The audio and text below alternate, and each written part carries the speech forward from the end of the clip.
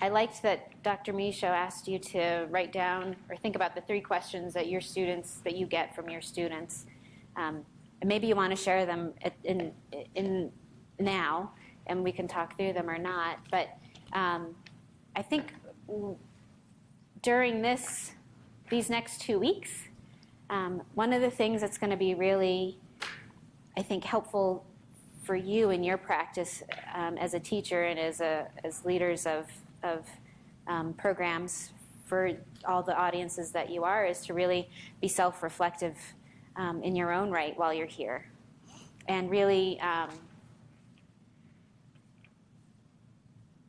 check your gut and check in with yourself as you're sitting through these various workshops and lectures and conversations that you're having. I think it's going to give you an opportunity to empathize with your students a little bit, because I am sure that there will be times when you're uncomfortable with what the person up here is saying, or maybe not uncomfortable, but disagree, right? And Melinda kind of alluded to that when she said, if you don't agree with what the person's saying, the mic will hear you if you're telling your neighbor. It's going to happen. At some point, you're going to kind of roll your eyes, turn into your student for a minute. And so I want you to just kind of make note of that and be reflective about that yourself. And it will help kind of build your own empathy muscle for your students when you're trying to do the same thing for them. And so it will help you kind of be able to anticipate how they might take it if they don't take it well, or if they do take it great, right? Either it can happen in both directions. And think about what are the things that you're finding challenging when we're in these conversations in this room and in other places around. And think about your own biases and stereotypes and where you learned them and how you process them and what you do about them. And how you feel discussing things outside of your own belief system. And what comes up for you when you're having those conversations.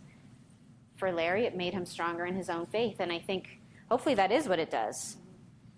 One of my redheaded little brothers, one of my sister's best friends, he used to teach communion classes, and he taught about Islam and Judaism until he got caught and they fired him.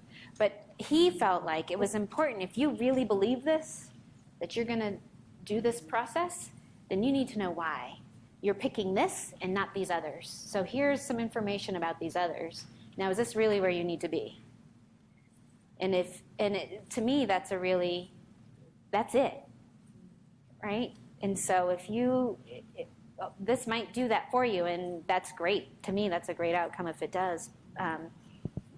You should you'll get in that space. It will happen to you at some point in these next 2 weeks. And so check in with that and process it a little bit. If you're a writer or hiker or however it is that you process those things, and make note of it and remember it for when you're doing these units in your classrooms and working with folks.